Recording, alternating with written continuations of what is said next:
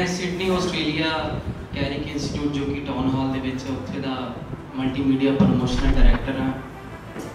दूरदर्शन केंद्र जलंधर के विचों मैं प्रोड्यूसर हाँ।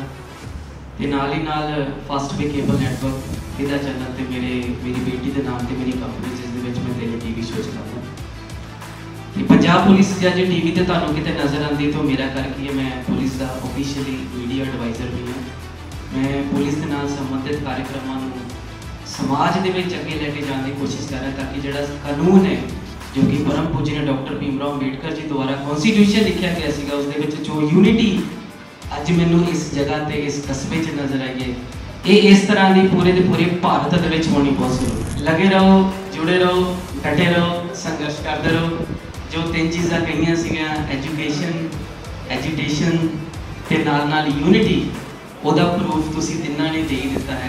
सारा कुछ इतने आई हैव ऑब्जर्व कि ਤੁਹਾਡੇ ਕੋਲ ਤਿੰਨੇ चीज़ा